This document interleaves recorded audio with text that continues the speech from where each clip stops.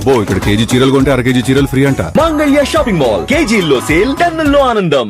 Indian biggest కాంగ్లోమెరేట్ Tata group లో పెద్ద sensation చోటు చేసుకుంది. టాటా సన్స్ చైర్మన్ పదవికి ఎన్ చంద్రశేఖరన్ రాజీనామా చేశారు. దీంతో ఆ గ్రూప్ కంపెనీల షేర్లకి నష్టాలు చోటు చేసుకోగా అసలు ఎందుకు ఈ పరిణామం చోటు చేసుకుంది అనే ఉత్కంఠ కంపెనీ షేర్ హోల్డర్స్ లో బయలుదేరింది. ఇంతకీ చంద్ర రాజీనామాకి కారణమేంటి?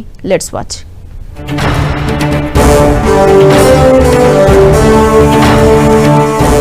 ఒక్కడి రాజీనామా, 44,000 కోట్ల నష్టం.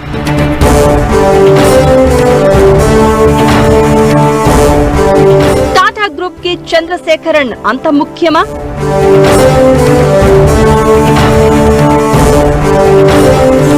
పదవి పొడిగింపు కుదరకనే రాజీనామా చేశాడా?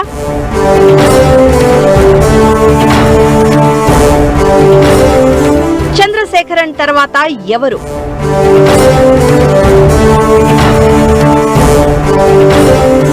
నోయల్ టాటా ఎంట్రీ ఇస్తాడా?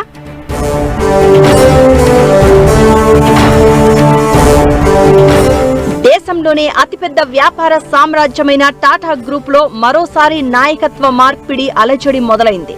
Tata Sons chairman N Chandrasekaran తన పదవికి రాజీనామా చేశారు. ఆగస్టు 18న ఏజీఎం కి ముందే ఇలా వైదొలగడంపై కార్పొరేట్ సర్కిల్స్ లో కలకలం రేపుతోంది.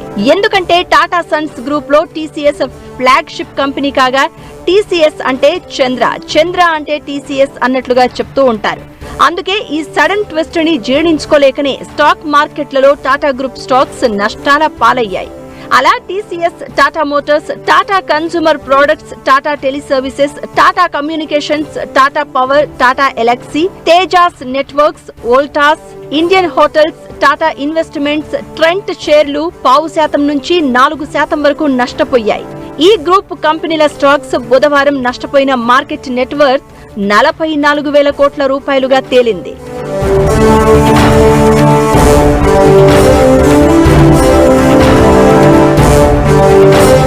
చంద్రశేఖరన్ రాజీనామాకి కారణాలు: 1. ఆయన పదవీ కాలం 2027 ఫిబ్రవరి నుంచి మరో 5 ఏళ్ల పాటు పొడిగించాలని చంద్రశేఖరన్ కోరారు.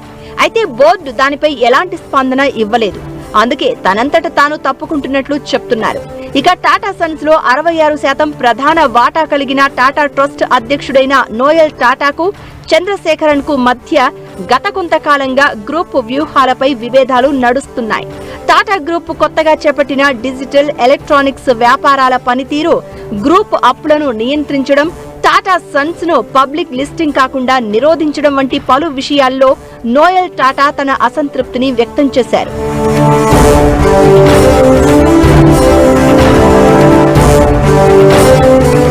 మరోవైపు Maharashtra charity commissioner sir Ratan Tata trust నిర్ణయాధికారాలపై తాత్కాలిక నిషేధం విధించడంతో ఆగస్టు 18 ఏజీఎం సజావుగా జరుగుతుందా లేదా అనే అనుమానాలు కలుగుతున్నాయి. సర్ దొరాబ్జీ టాటా ట్రస్ట్ తో కలిసి ఓటింగ్ హక్కులు వినియోగించుకోవాల్సిన కీలక ట్రస్ట్ చట్టపరమైన ఇబ్బందుల్లో ఉండడం ఈ పరిస్థితిని మరింత సంక్లిష్టం చేసింది. 1987లో టీసీఎస్ లో సాధారణ సాఫ్ట్వేర్ ఇంజనీర్ గా ప్రయాణం ప్రారంభించి 2017లో టాటా సన్స్ చైర్మన్ గా పగ్గాలు చేపట్టిన చంద్రశేఖరన్ నేతృత్వంలో గ్రూప్ విలువ భారీగా పెరిగింది.